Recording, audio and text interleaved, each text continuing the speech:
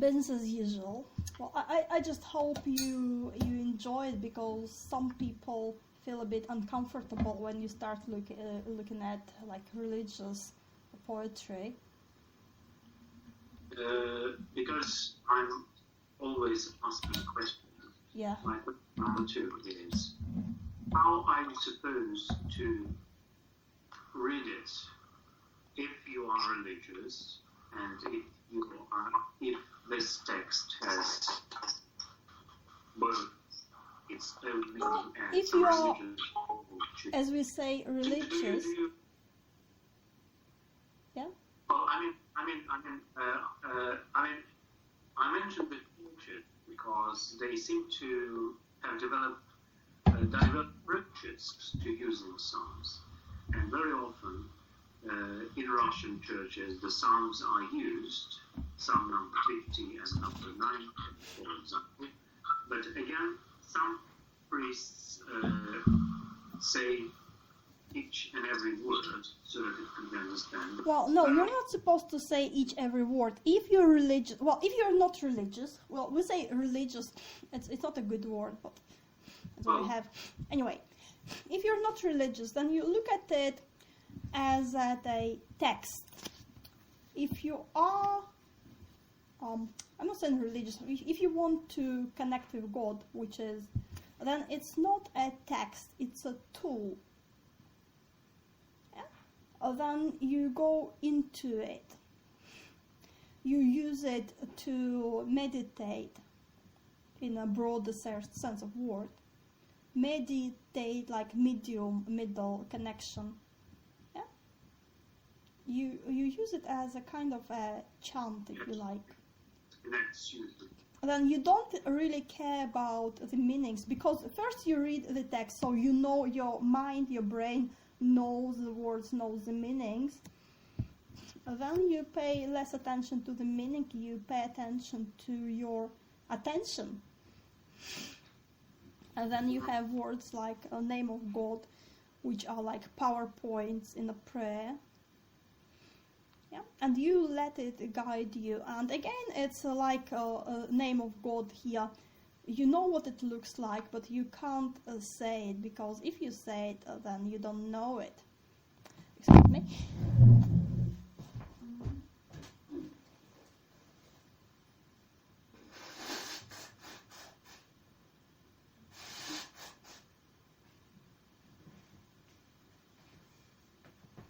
So if you want to use it as a tool, then it's not a text at all. It's your conductor, I guess. Okay. So let's get back to business. So to recall, first we find ourselves on, let's say, elemental level. Like we find elements inside us. We see ourselves as elements because it's easier. Yeah? And then we see ourselves as living beings. In this case, donkey and bird. Bird of paradise, bird of heaven, bird of sky, which is like maybe that's what they mean by evolution, because there isn't any physical evolution, but maybe you can say it's this evolution when first you see yourself as elemental, and then you start seeing yourself as part of something more complex. Because donkeys and birds, they already have a kind of will, kind of mind, while water and rock, they are what they are. Okay. The birds are singing, they're happy. So everybody is happy in this poem. Maybe not water, because it can't go here or there. Maybe not. He waters the mountains from the, again, the same word as in the beginning, the heights. The earth is full of the fruit you caused to grow. So there's something funny with, again, he and you. again we have water and mountains. So mountains need water, they are alive, they're like plants, so they need water from above. Earth, Eretz again, land, is full of fruit. So fruit is a Hebrew word, fruit. You can see it here. Me free, from fruit. So free is fruit. That's where the word comes from. So now we had bushes in the other line. Now we have fruit. As they say in the commentary somewhere to this line, the fruit can be literal, like animals eat fruits, or it can be the fruit like the result of work. But Fruitless. fruit. So what is great here is we need it. We really need it. We really need text like that, because today, when we think about ourselves, then 99% of time people use like computer metaphors or machine metaphors.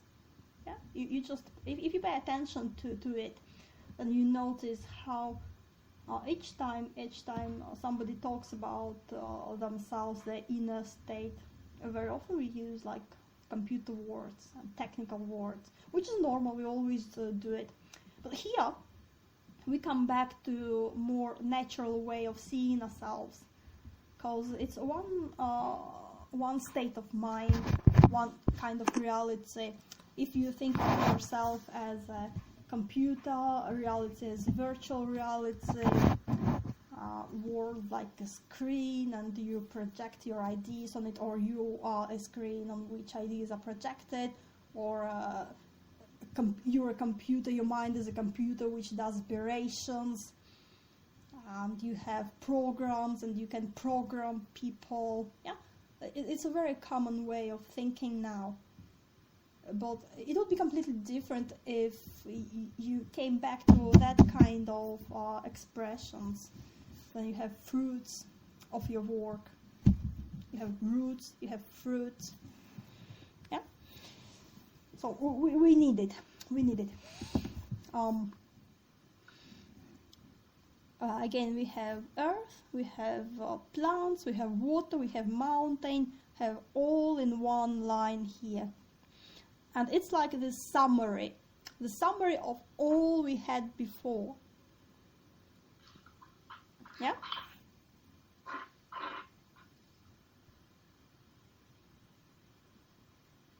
Yeah? Because in next two lines are really important, because through the text, through the poem, you have words which bring us back to those two lines again and again, interestingly. Maybe not again and again, but we come back to these lines. Because he provides grass for the cattle and crops for people to cultivate, so they can produce food from the ground, as well as wine that makes people glad, and olive oil to make their faces shine, as well as bread that sustains them. So what happens here?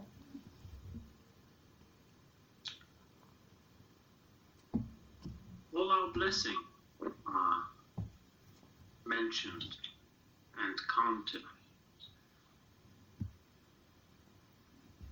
And these are all gifts. These are all given to us by God. Given to us, given to the natural objects that are mentioned. Cattle, including... you can as well say that water is given to wild donkeys. So what happens here? We continue the same kind of structuring, the same idea. We follow the same logic. Elemental, then animalistic, now human. That's the lines where man appears. And what's the word we use for man here? 14, 15, we have Adam. Okay. We have Adam. 15, we have another word, Enosh, which is more like human race, while Adam is like man, like Adam, the first man. Adama is soil, so Adam is man. Ha-Adam, mankind, man. So, and we have amazing, interesting, we have the word which is connected to the idea of being human. That's the word which is right next to it, and that's the word avodah. Avodah is work.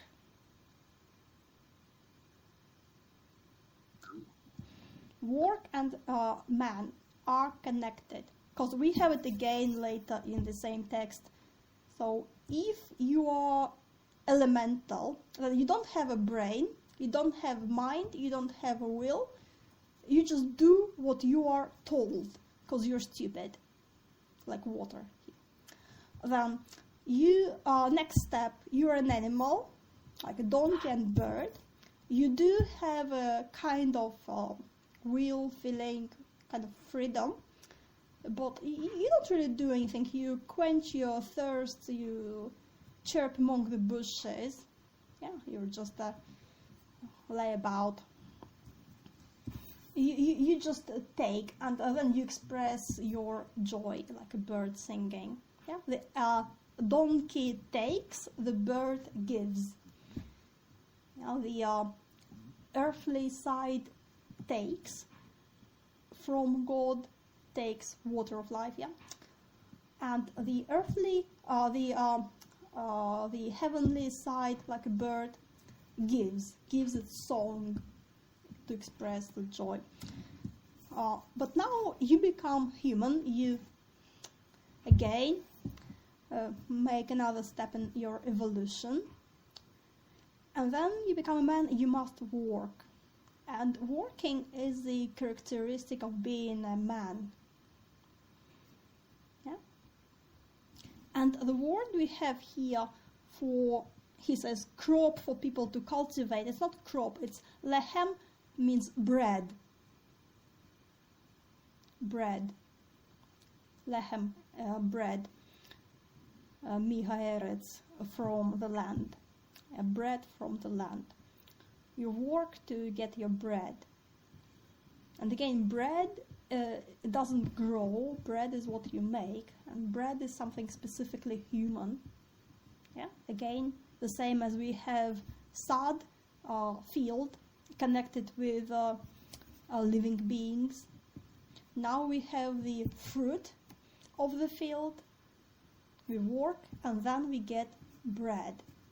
So if you're a wild donkey, you don't need to work, you just take what you're given. But if you're human, you work and you produce something new like bread. Well, again, it's given, but... Whew. Comments?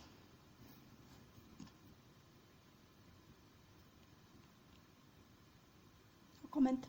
Okay, line 15, which is again connected. So the first word is wine. Wine that makes people glad. The word is samech, simcha, samech. It's a nice word, I like it. Be happy, simcha, joy. So we have word wine and joy next to each other. Nice, interesting. But again, we had bread, now we have wine.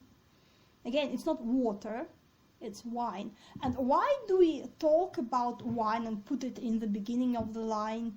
We don't hide it, we start with it. Why don't we say water makes people glad, or beer makes people glad, or, I don't know, bananas make people happy? Why does it have to be wine and then oil? Shaman. Liquid, fluid. Mm-hmm. Wine like blood. Yes.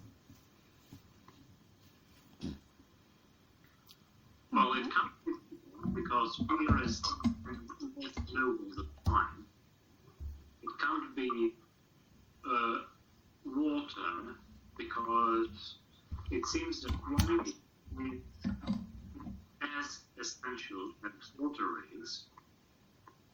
It's a nice addition to all the things we've already been given. Okay, what do we know about wine from in that context? Where did it come from in the Bible? Do you remember?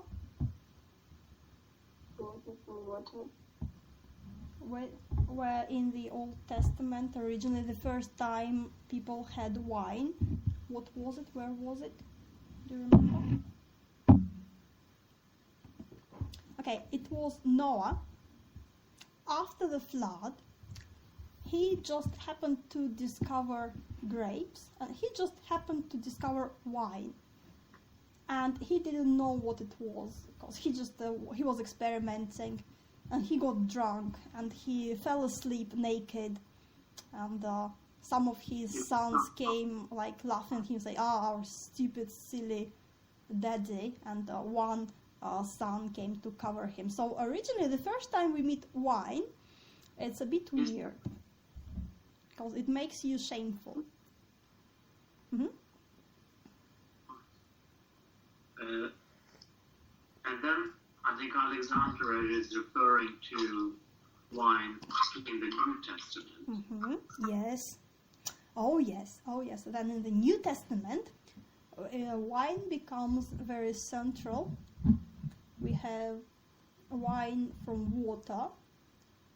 And again, there's more to it than just, water, just wine, just, nice trick. Again, water is knowledge we can't really understand, we can't get, like deep waters.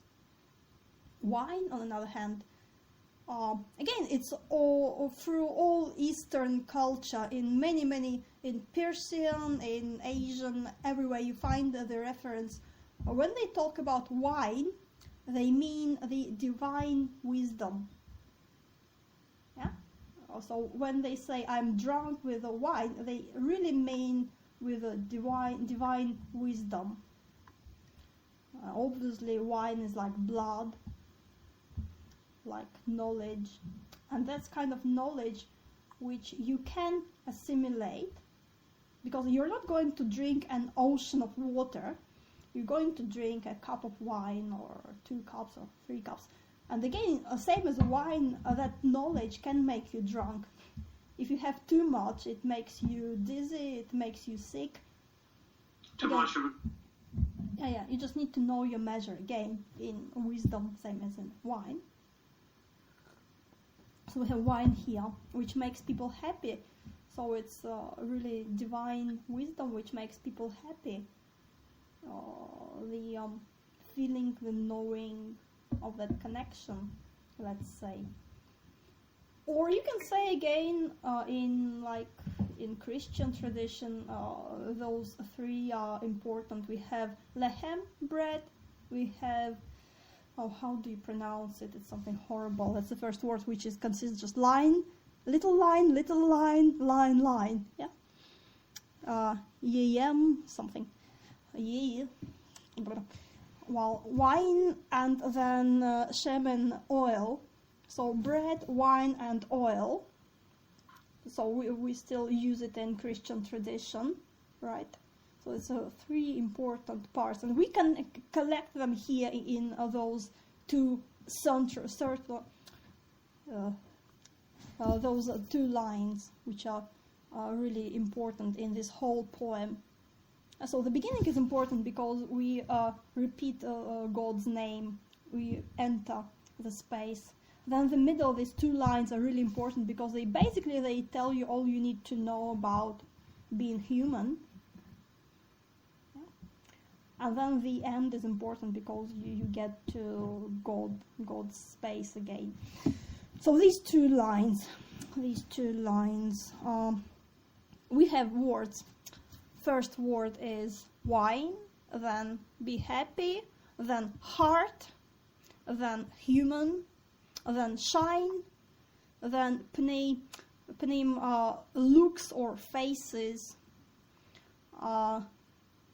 then oil, from oil, then again lechem, bread.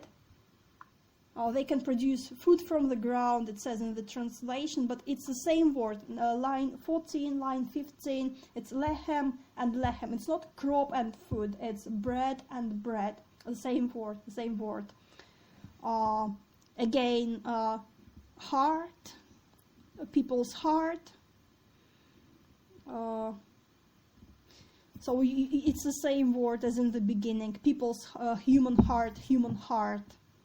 So we had soul in the first line, but we also have a heart. And it's a very light line, very happy. So all words are very positive. Yeah? Wine, happy. Be happy, happy, heart, happy, human. It's important. So we say we are human. We speak about being human. Not just man as Adam, as a part of creation, but human as a state. Or like people, really. Then we have the word shining. Then we have a face. Then we have, again, oil. Then we have bread. Oil and bread come together here, as you can see. Shemen and lechem. Then again, heart, human.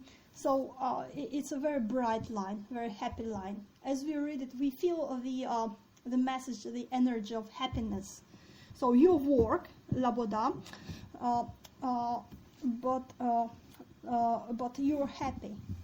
It's not work which makes you exhausted and depressed and like, oh, not Monday again.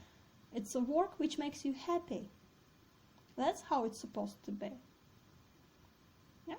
And you have this unity of bread and oil and wine here in happiness, in heart. Comments? Well, as you said, all about positive images, and the author seems to be ignorant of the episode you mentioned with Noah. So everything here has only positive implications. Wine is only here because it makes people happy.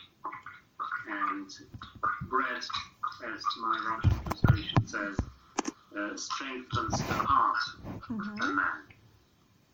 That's, again, we know bread in both its literal meaning as in the Old Testament and as used in the New Testament.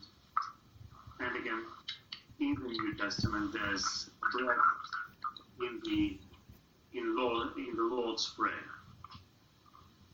Okay, Alexandra?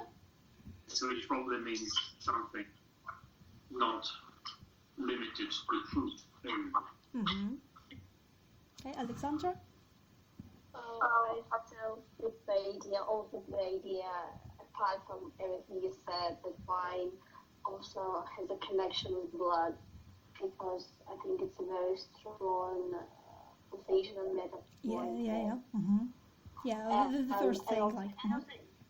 And also you can read it as well as blood that makes people glad. And it might seem, a little bit stupid, because how can blood makes people glad? But I think it can also mean that happiness is in our blood. Because people say that, I don't remember, but it was from some classic novel in Russian literature. So it was a little novel about that people were born to be happy. It's just not everybody is happy. Yeah, good.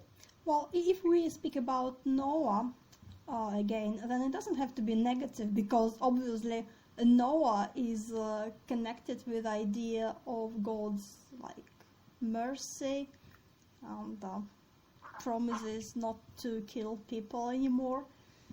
in such great numbers. Yeah. As for oil again is important. It's a big part of life and the spiritual life. We have all that like sacred oil, and obviously bread. Okay. Now we have heart, we have face here, and heart again, and it's all shining. If your heart is shining, your face is shining, you're all shining, because you are in God's space. If you do what you're supposed to do, if you remain in that space, and you're happy. Okay, then we move on. The trees of the Lord receive all the rain they need. Well, not all the rain they need, they're just like, they're happy. The trees of the Lord are happy. The cedars of Lebanon that he planted, where birds make nests near the evergreens in which the herons live.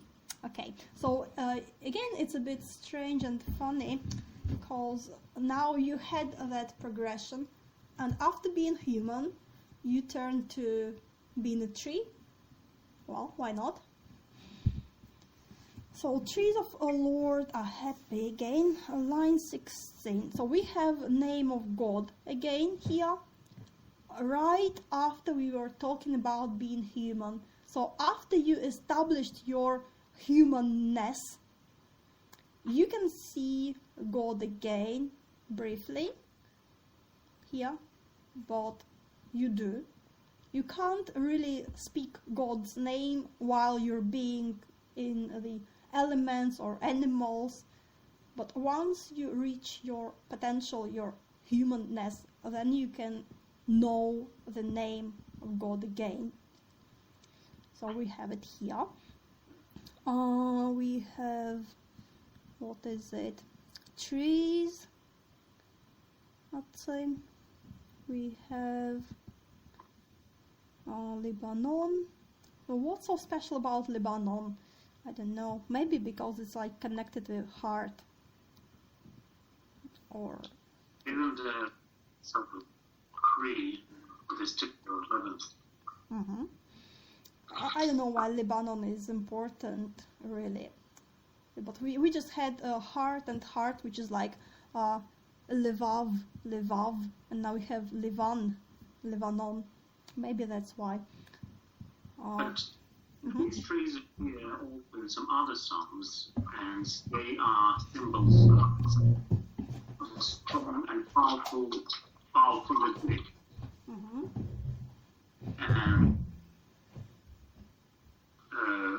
And unlike rock, that is here in the morning and that is already dead after a sunny hot day and sunny day, these huge trees from Lebanon remain. Mm-hmm. They are symbol. It's not about stability. It's our ability to withstand outside pressure. Mm-hmm. The pressure of the reality that emerges as a result. Anything, including today, the coronavirus, it's like you said, being capable of pursuing one's goals or pursuing one's happiness, no matter what the circumstances outside are. Mm-hmm. So it's like we have a look at our human side. We pause there, the camera pauses there, and then we move to the next frame. But we keep in mind what we know. So now we move to trees. Interesting trees in Lebanon. And then we have birds again, but that's another word, tziporim. So that's little birds. We had, where were they? Big birds. Of, which is big birds with the donkeys. Now we have little birds. tzfarim. Asher sham tzfarim, where there are little birds. Yikanenu. That is make. Did we have the word make before? Where did we have a word make before? No. You make something. He makes wings. He makes wings. He makes the clouds. That makes people glad. He makes things shine.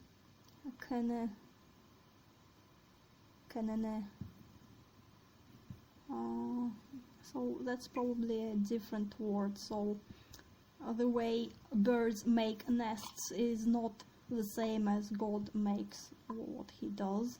I can't see, but well, basically, there.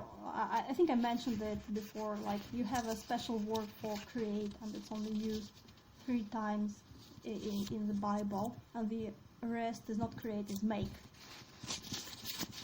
So birds make their nests. So then we have something nice. So we have, well, not really evergreens, it's really the word for cypress or cedar,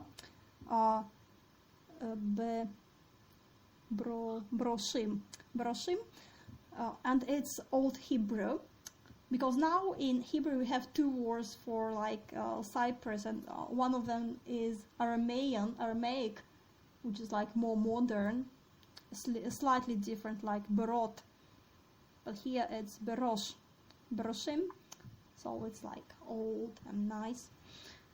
And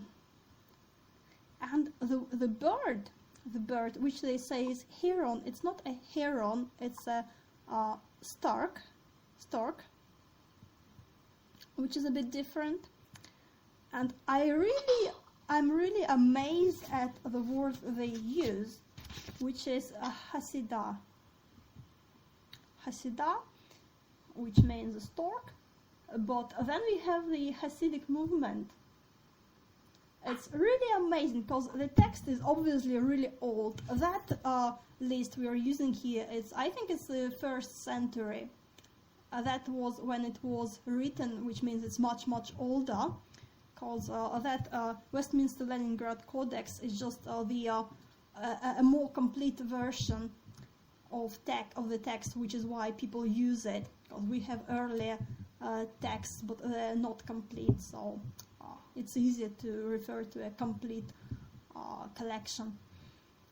And the Hasidic movement started in like the 18th century. It's, we may say, quite modern. So a Hasidic movement is like a part of the Judaism.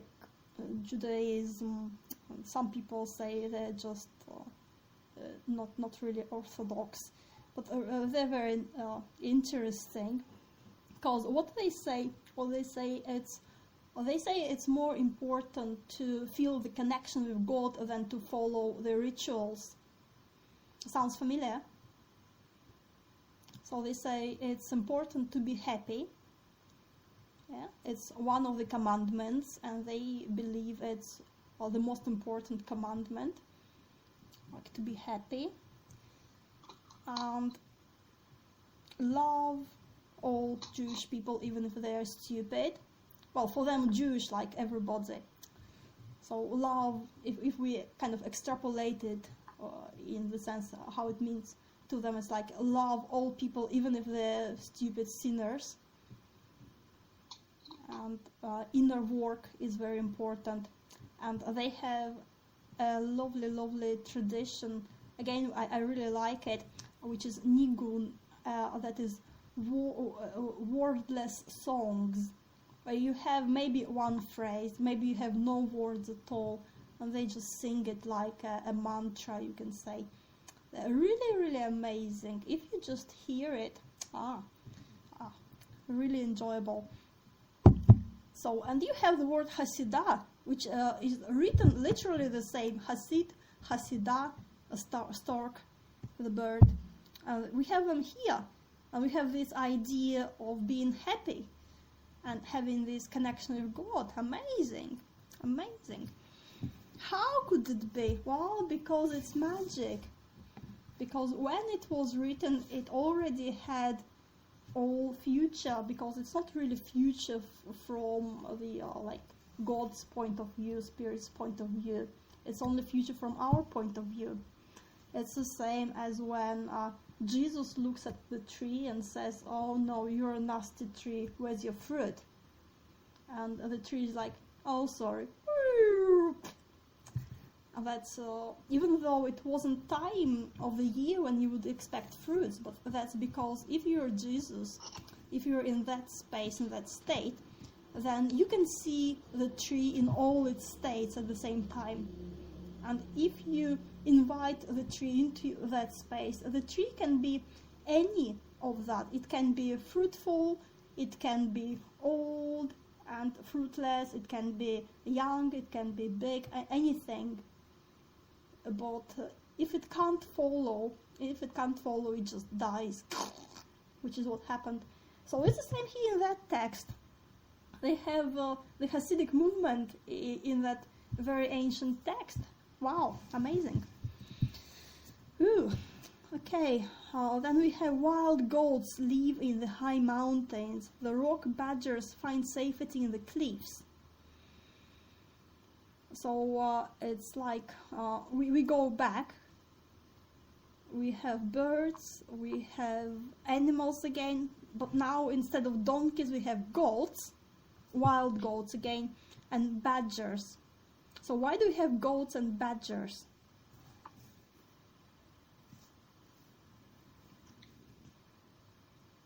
Are they goats and badgers? I'm not sure. I'm not sure if they're really goats and badgers. I couldn't find the words they're using here. It should be the im words, because it's plural for...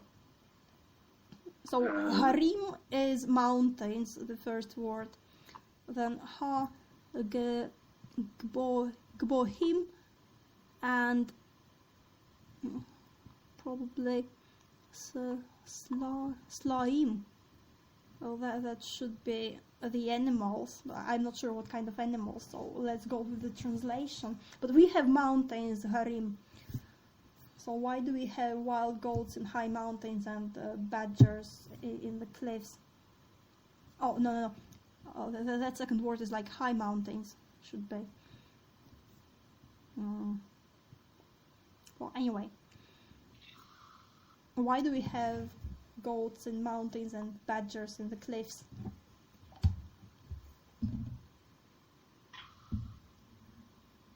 Well, it's easy. Kind of.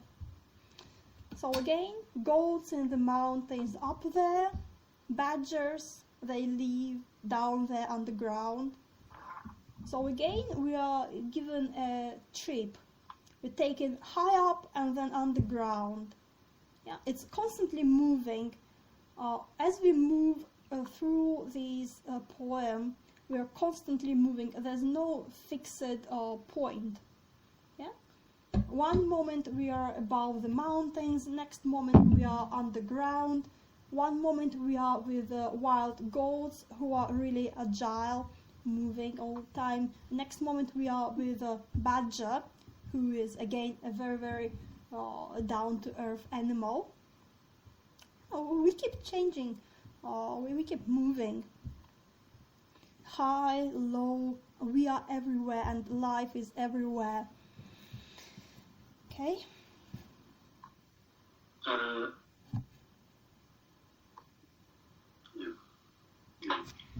I'm just I think it's a ghost because there's nothing. Mm-hmm. And it's interesting because we talk about like creation, we talk about the universe, and from our point of view, if you describe the world, that of course a human is the most important. If you describe the world, then you describe human life first of all. You say we have nice cities, we have such and such technology, we are so clever. Nice city. I am. No cities anymore. Really? Could have fooled me. Well, Coronavirus everywhere. Many nice cities. There's only life in your tropical islands. yeah, and islands, and tropical islands. But here we talk about nature. We don't look at people at all apart from those two really important lines in which we say, well, people they work and then they're happy and then they have all they need. That's all you need to know. And then we go on looking at nature, looking at what is happening around. It's like, hello, I'm here. Don't you want to say something more about me? Well, no, not really. I'm important, but you're a part of it. Yeah. And then again. And then, sorry, I interrupt. Well, I just wanted to say that again, it's all inside us, so it doesn't really matter. Yeah. Well, another thing that's I've already mentioned in one of our conversations was this reference in the New Testament to the bird and the lily. Mm-hmm. Here we see we might see the same idea. The birds are free, they do not have our human concerns, and yet they seem to be happy. Mm-hmm. They are, most likely, and they do not spend their entire lives worrying about bread to eat and wine to drink. And again, it's true for the lilies. They are beautiful birds, they are nice, and this sets a good example to us humans. Mm-hmm. Instead of being worried all the time about all these human-made, man-made things, including large cities, including coronaviruses and all that stuff. No. Instead of being worried by that, we should probably trust him as all these creatures do. And you see, the psalmist says, they are fine. They are strong as the cedar. They are fast and beautiful as the deer, because the Russian translation uses the word deer rather than the word goat or wild goat. Maybe it's deer, because you can't really trust all those translations. Maybe it's something completely different, like I said. Let's see. And a picture of harmony. And what the author says, you might be unable, pointing his finger at me, he says, you might be unable to see how beautiful and harmonious the world is, but it's not the problem of the world, it's the problem that you have. It's your problem that you can't really appreciate how much you have. For joy. Oh, you have this, you have mountains, and you have birds who have enough water to drink, you have squirrels, and you have hares, and rather than badgers, that's the people I have, who have their own place of living. And maybe we can compare it as one of the to provide interpretation of the Psalms. Maybe because you are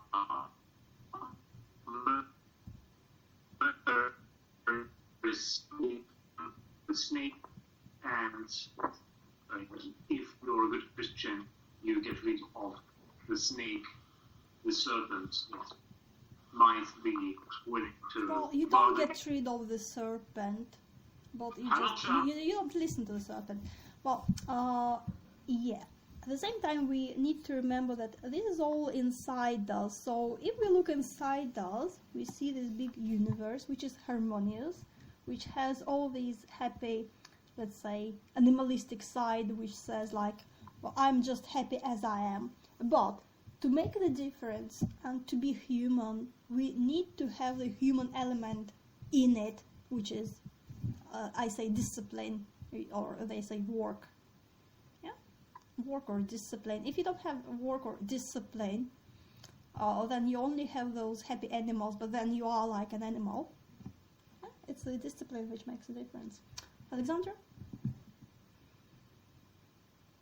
No thoughts so far. I mean, I agree. Yeah, okay. Yeah, so one of the words we use here is like rock. We have mountain, harim, and the other word is like rock. So we have mountains and we have rocks, which are like same but different. Okay, then let's move on. And then again, we find something different. Hello, little insect. Coming to listen. We may think, well, why don't you start with the moon and the sun? Why put them somewhere in the middle? But that's where we find the moon and the sun after all else. He made the moon to mark the months, and the sun sets according to a regular schedule. What do they say in the commentary? Something clever. What do they say? High mountains are for the goats. Okay. Made the moon for appointed times, and the sun knows its setting. Yeah. So now we have the moon and the sun. Again, note how they come in twos. Yeah. Water and rock, bird and donkey. Now the sun and the moon. So what is it? 19, yeah. So we have the moon, which is Yarech, and it's masculine, because people usually think that the moon is always feminine. No, it's like masculine. And the word mark the months, literally it's something like a deadline or times, appointed times, deadline. So the moon is made to mark the deadline, moon deadlines. And the sun, Shemesh, is feminine, which again lots of people find unusual, but it's not that unusual as they might think if they just studied a little bit. So we have male and female, the moon and the sun. The sun, Yada, knows when to go down. So again, it's about time. It's about end, knowing when to end. Well, if you look again at the creation of the moon and the sun, which happens, when was it? Day 4.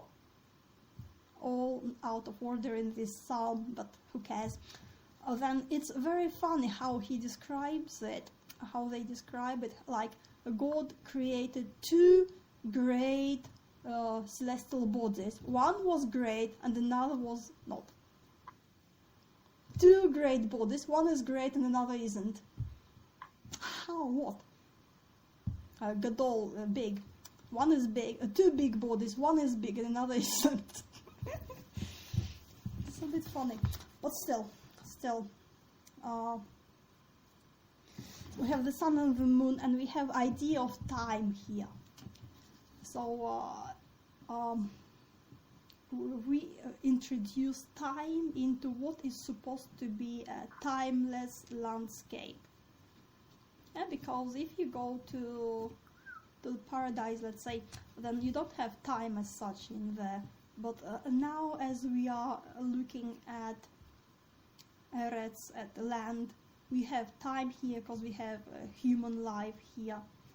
We have discipline. A discipline needs deadlines. because otherwise it's not discipline. I don't know what I'm saying, just what the Gnomiki tell me to do.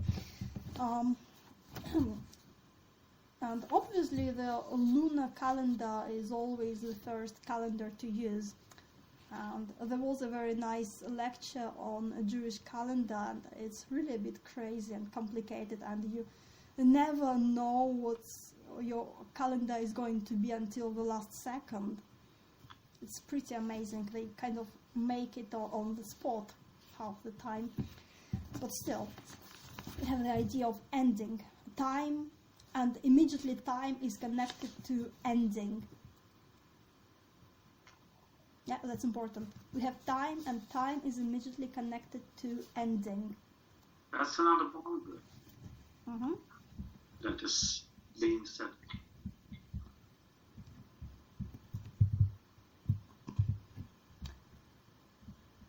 Okay, so we have, what do we have? We look at time, and from our perspective, time is moving. We have past, we have future. Sometimes we have a present moment, for some people, not for everybody. And if you look at it from that point of view, from the Psalms point of view, then if you look at time, you immediately see its ending, because it's already finished. We live through it, but it's already ended. So on one hand, it's a very optimistic poem. At the same time, it's a bit creepy for a human perspective. Yeah, because it reminds you of the end, the ending. You think you exist in time, but it's not true. The time has already ended, which again goes into Christian culture a lot, which is like the basic understanding of time in Christianity. Yeah, because you may have like cycles or circles of time, cycles when time is repeated each year, and we have it too in religions, when year is divided into times and they repeat each year. At the same time, time is finished. It's a line which has a beginning and has an end, and we have it here. It's like we have just created the universe. We just created it like 10 lines ago, and already we talk about ending. Yeah? Again, the sun, the moon, and people tend to think, oh, sun and the moon, something timeless. But here, they're not timeless, they're timeful. They are marking time, means they're connected with time, they're full of time, and they're connected with end of times. Already. We have just created a brand new universe, but it's already, we already see its ending. Amazing, really. Oh, all in just few words. Comments?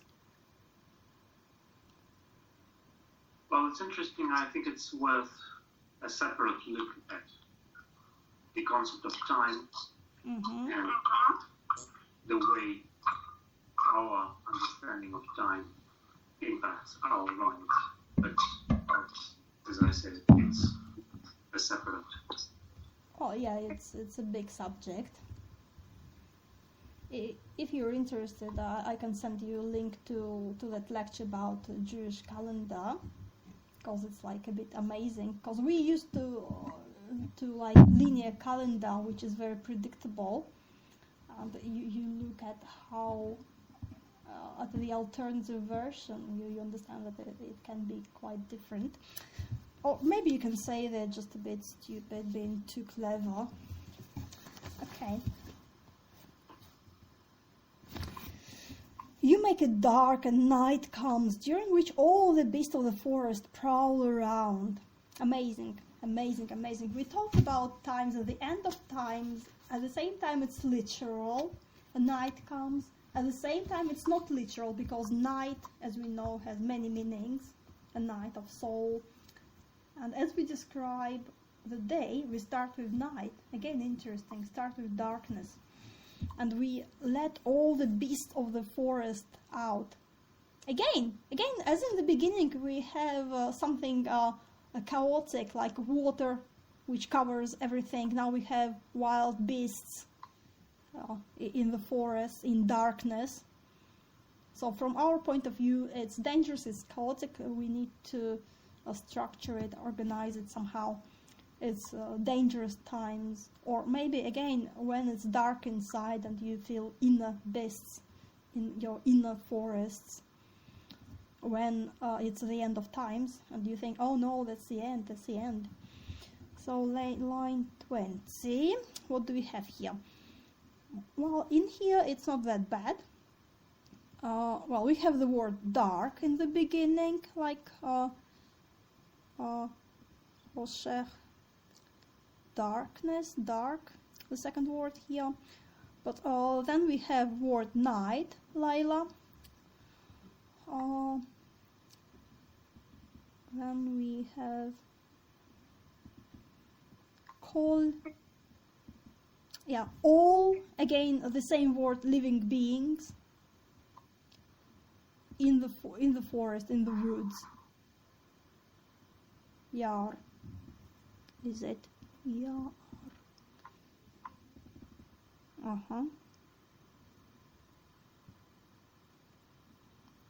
So that last long word in line 20, it's all living beings, forest, woods. So in the translation it's like beasts, which is not nice, but in the original it's the same word, it's life, living beings. So we had field before, now we have forest, which obviously is a bit different. The dark forest of the soul. In the night, the end of times, and the life is just around, but it doesn't have any specific aim, just prowls around, as I say. And then the lions, young lions, so that's the first word in line 21. It's a word, same as we have word for wild donkeys, it's the same one word for young lions. Not baby lions, just young lions. How do you say it? Ha means the, it's just the article. Hapirim. So the young lions. I don't know why they didn't say young lions in the translation. So the young lions roar for prey, seeking food from God. So here we have word God, El, yeah, mi El, from God. Last two words, God and food. So we don't have the name of God, the four letters, because we talk about lions, they can't have the name of God. But we have El. El means God, not specifically like God with big G, but any kind of deity. But here obviously it's the big G, God, Mi-El. And the last word here, Ohel, means food. So it's not lehem, bread, like with people, humans. It's Ohel, just food. So here we have lions. Isn't it good? We love lions. We really love lions. Tell me about lions, young lions. How is it different from what we saw before? Young lions. So we had donkeys, we had big birds, little birds, goats, badgers. Now we have lions. Young lions. Well, the lion is obviously a very noble animal, the king among the animals. I wonder why it's not just a lion, but a Plural. king. Why it's plural?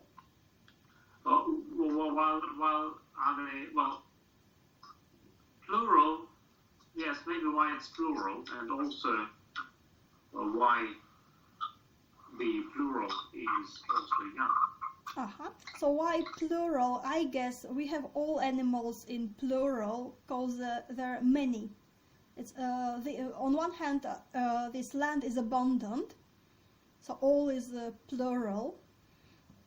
On the other hand, animals are not persons. They don't have personality. They're plural.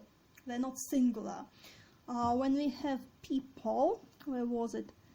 Adam. Technically, it's singular. Adam, Adama, yeah. Man, but it's singular. And where's human in the next line, 15? Enosh. It's again singular. So when we talk about being human, a man, human, it's singular. When we talk about animals, it's plural.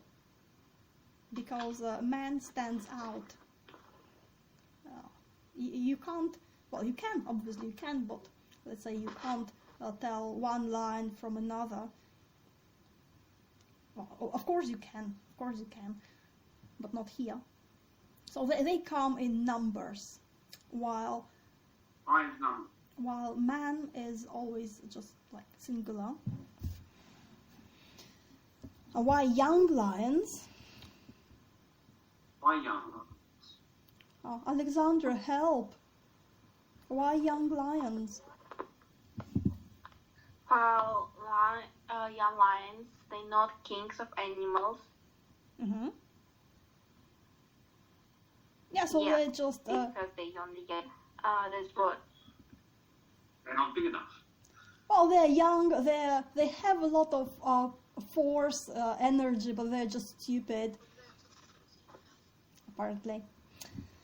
So, and it's... if it's a mature lion, then it can represent like wisdom and kingly power. If it's a young lion, it's like young idiot. Has lots of energy but no brains. That's what happens when the sun sets. Yeah, when darkness comes. So the sun knows when it's time to set. We must know when it's our time to set. Then, when we find ourselves in that space, we find it full of living creatures, beasts, young lions. But what they do, they're roaring, they ask for food, which is not human food, animal food. Oh hell. But we have God in here, El. We still have God in here. So lions are interesting. I love lions in the Old Testament. They're really funny. There are lots of stories. They're like Talmudic stories. Well, on one hand you have guys, who was it? Samson, who kills a lion and then finds some honey in the dead lion. That was a funny story. And then you have King David, who kills a lion with his bare hands, wasn't it? And then you have some amazing, really cool Talmudic stories, like about, I love that one. There were wise men, and they found a magic herb. They saw how one bird revived another bird using that herb. So the bird was dead, the other bird flew away, brought a herb and made the first bird alive again. And they picked up that herb, and they were, oh, hooray, now we can bring the dead back to life. Amazing. And they went to Jerusalem. Again, it's all important because you're not supposed to raise the dead. you're not supposed to do it, and Jerusalem like a place of power where you especially not supposed to do it. So on the way they saw a dead lion, and they thought like, well, what if we are wrong? What if that herb doesn't really work? We need to try it first, then we can show it to people.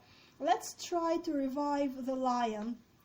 And they used the herb to revive the lion, and the lion came back to life and ate them. That was the end of story. They were eaten by that lion because really you're not supposed to do it. The other story again about lions, which I like, is like again, there were some wise men. So if you read, if you have a look at the Talmudic stories, they're really amazing. They're really short, but they're really full of meaning. They're full of energy. They're full of humor. Not all of them, but the ones I came across, because that's what you're supposed to.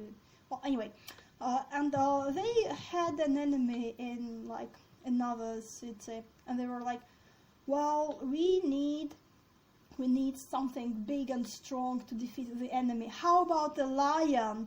Oh yeah, it's a good idea. Let's go get a lion. They found a lion, and the lion was asleep. Just had eaten from the previous story apparently.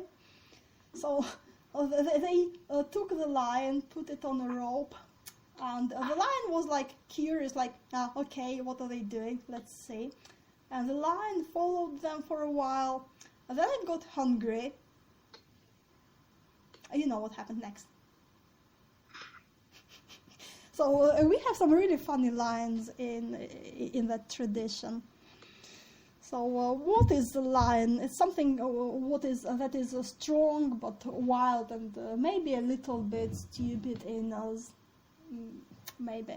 So we have those lions. We have that part of us, I guess, which is really full of energy, but it doesn't know what to do.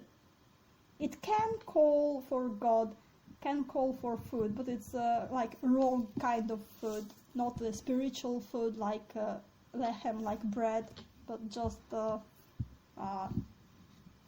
earthly food. So you can have it, but it's like not really human. It's like if you're a stupid little lion who doesn't know what to do yet because he's young. Mm-hmm. And full of sages.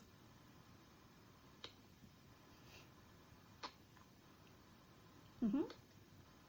Any more comments on lions?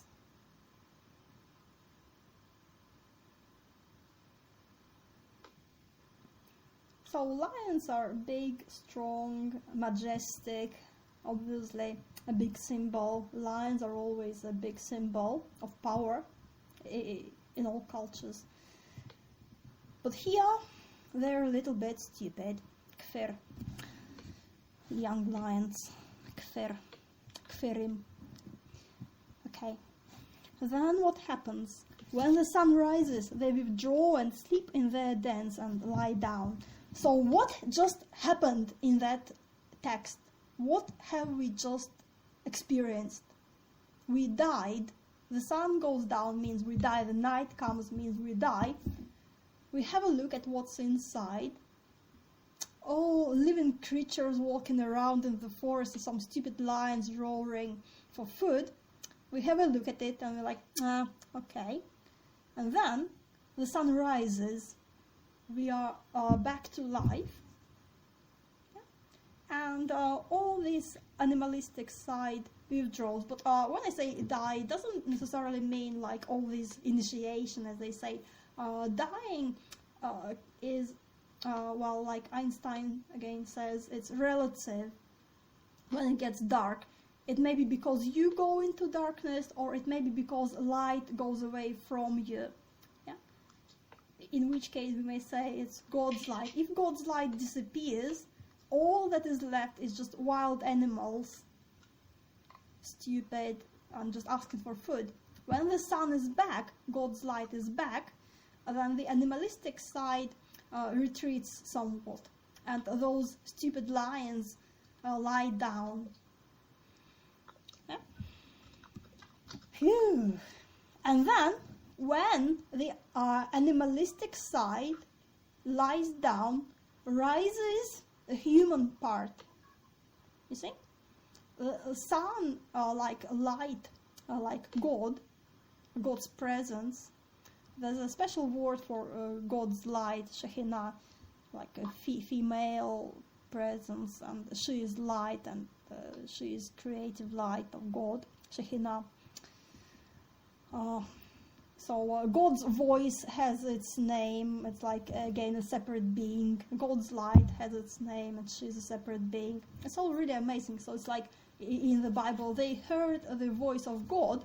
So that voice of God is like a person. Or they saw the light of God, and light of God is like a person. It's really, really amazing. At the same time, they're not like separate from God, obviously.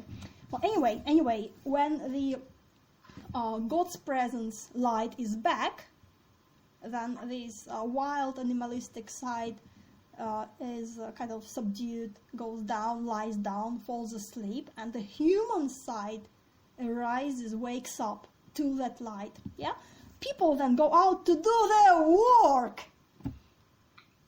Again, you see, the idea repeats, same as line 14, same here.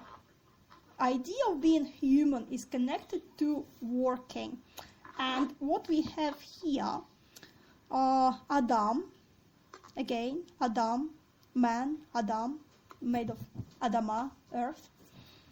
Adam comes back, and again we have Avodah here, Avodato, go to do the working till evening. So again, we just had night. You wake up and you work and you blink, and literally next word after working is evening. Not just evening, it's a bit weird. Maybe I kind of, well, what it says, ad erev, and ade is like infinity, and the erev is evening, so it's like until evening or into the infinite evening, which is maybe a way of reading it, unless I'm grossly mistaken, which I might be. So again, we have the idea of evening. So you work till your evening. We know what that means. Till you die, basically. But it's a happy kind of work. And then you're Adam. And not kafirim, not lions, you're a man.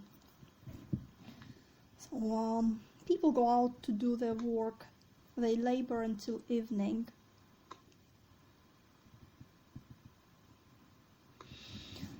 And then, okay, any comments here? Just feel the flow, feel the movement, feel how it moves, how it takes you through the text, how it structures you as you read it. Yeah, from elemental to animalistic to human, then introducing the idea of death, taking you through it. You have like a beta death. You have that experience, so you can compare it with what's going on here. And you come back, you look at the dark side, you come back to the light side. You know as you go through it, you can really say that you are Adam, you're a man and not a beast. Yeah, you know you're different. You come back to that state with your avodah, your work. And then again you go into evening. So again I say this poem on one hand is really bright and optimistic, at the same time it keeps reminding you about how this world is final and not infinite. And it like, well, we've just created it, but keep in mind that it's already ended. Okay. No comments? Okay. Then line 24, which brings us a little bit back to line 17. Line 24 is, how many living things you have made, O Lord. You have exhibited great skill in making all of them. The earth is full of the living things you have made. So again, what do we have here? We have the name of God. Again, only after we come back to our manhood, humanness, after we are back to being Adam, then we can have the name again. And we have a good word here, which is wisdom. In the translation, it's a bit stupid. It says skill. It's not skill. That word is much, much more than skill. It's wisdom, it's intuition, it's knowledge, it's understanding, and it's the word chokhmah. Yeah, that very word. The word chokhmah, which, again, I really like how it kind of made its transgression to chokhmah in the sense of a joke, because no real wisdom is possible without humor. If you take yourself too seriously, you can't do anything meaningful. You just become too rigid in your, I'm too serious, I can't do it because it's stupid. I really like how the word of ultimate knowledge, wisdom, understanding, etc., is connected with the idea of a joke, because ultimately, obviously, all wisdom we can have here in this reality is a joke. It's nothing. All the wisdom we have here is a chokhmah in both senses, just chokhmah. And again, the idea of chokhmah is kind of connected with a Hasidic movement again. So maybe a Hasidah is not an accident here. With Simcha, Smecha, and Hasidah, and Chokhmah, all the words from the Hasidic movement. So God has Chokhmah.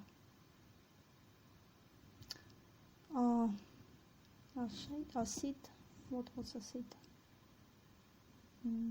Made. Yeah. Asit, and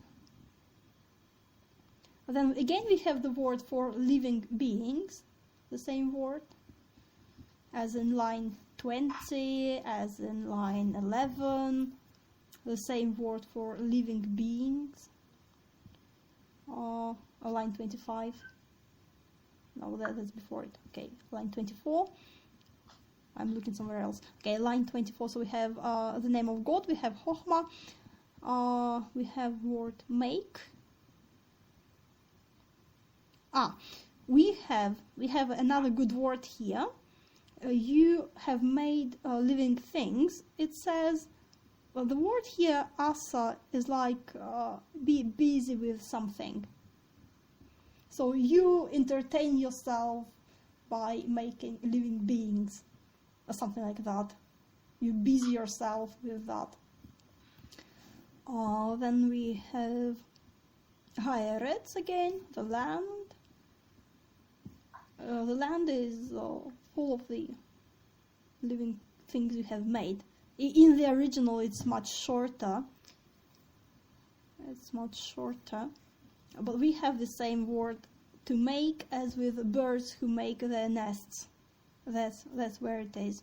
Where were the birds making nests? Line 17. Yeah. Kananu. Kanane. That word. To make. You make.